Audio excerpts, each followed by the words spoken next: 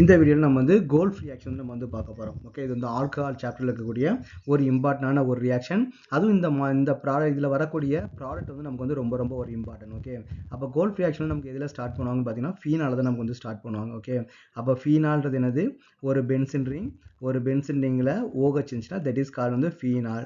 இங்கே நமக்கு என்ன ஆட் பண்ணுவாங்கன்னு பார்த்தீங்கன்னா முதல்ல வந்து சோடியம் ஹைட்ராக்சைடு. அப்போ சோடியம் ஹைட்ராக்சைடு வந்து நீங்கள் ஆட் பண்ணும்போது இது ஆசிட் அண்ட் பேஸ் இல்லையா? அப்போ ரெண்டும் நமக்கு வந்து ரியாக்ட் ஆகும்போது நமக்கு என்ன கிடைக்கும்? ஒரு சால்ட் வந்து நமக்கு வந்து கிடைக்கும். ONA நமக்கு வந்து சால்ட் வந்து கிடைக்கும். தென் என்ன பண்ணாங்க பார்த்தீங்கன்னா இங்கே கார்பன் டை ஆக்சைடு வந்து நமக்கு வந்து ரியாக்ட் பண்ணுவாங்க. அப்போ கார்பன் டை ஆக்சைடு ரியாக்ட் பண்ணும்போது ஆர்த்தோ இடத்துல வந்து நமக்கு வந்து இந்த கார்பன் டை ஆக்சைடு போய் நமக்கு வந்து அட்டாச் ஆகி அது வந்து ஆசிட்டாக வந்து நமக்கு வந்து கன்வெர்ட் ஆகும். ஓகே, ONA இங்கே நமக்கு வந்து COOH வந்து நமக்கு வந்து இருக்குது. ஓகே, COOH வந்து நமக்கு வந்து இங்கே ஃபார்ம் ஆகும். இந்த இது நல்லா இல்லை இல்லையா? ஓகே, இங்கே நமக்கு என்ன ஃபார்ம் ஆகும் பார்த்தீங்கன்னா COOH வந்து ஒரு ஆசிட் வந்து நமக்கு வந்து ஃபார்ம் ஆகும்.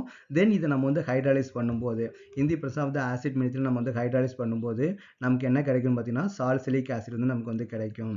இது நமக்கு வந்து OH-ஆவே நமக்கு வந்து மாறிடும். இங்கே நமக்கு என்ன கிடைக்கும்னா சால்சிலிக் ஆசிட் வந்து நமக்கு வந்து கிடைக்கும். இந்த சால்சிலிக் ஆசிட் வந்து நமக்கு வந்து ஆஸ்பிரின் ப்ரூவ் பண்ணுறதுக்கு ஒரு மெயின் இம்பார்ட்டன்ட் சோர்ஸ் மெட்டீரியல். ஓகேவா? ஆஸ்பிரின் வந்து நம்ம வந்து பெயின் கில்லராக நம்ம வந்து யூஸ் பண்ணுவாங்க.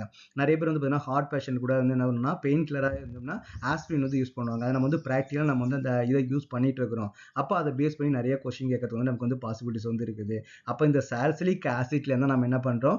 ஆஸ்பிரின் வந்து நம்ம ப்ரூவ் பண்ணுறோம். அப்போ இந்த காம்பவுண்ட் வந்து நமக்கு வந்து ரொம்ப ரொம்ப இம்பார்ட்டன்ட். அப்போ golf reaction is very very important. அப்போ அந்த ஃபீனால்லேருந்து ஆஸ்பிரின் எப்படி ப்ரூவ் பண்ணுறதுன்னு ஒரு கன்வர்ஷன் கூட கேட்கறது வந்து பாசிபிலிட்டிஸ் வந்து இருக்குது. அப்போ இது கூட நமக்கு என்ன பண்ணுவாங்க பார்த்தீங்கன்னா ஒரு அசிட்டிக் அன்ஹைட்ரேட் வந்து நமக்கு வந்து ஆட் பண்ணுவாங்க.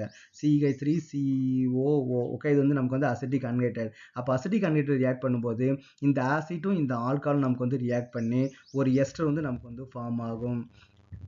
ஓகேவா? அப்போ நமக்கு என்ன இங்கே வந்து ஒரு O இங்கன்னா O அப்புறம் வந்து C டபுள் பாண்ட் வந்து ஃபார்ம் ஆகும்.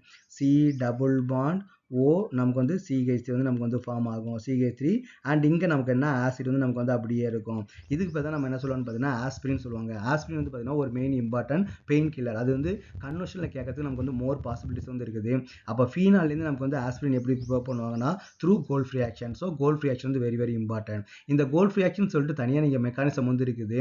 நீங்கள் நிறைய மெக்கானிசத்தை நீங்கள் லேர்ன் பண்ணி நீங்கள் வந்து காம்ப்ளிகேட் பண்ணிக்காதீங்க. ஓகேவா?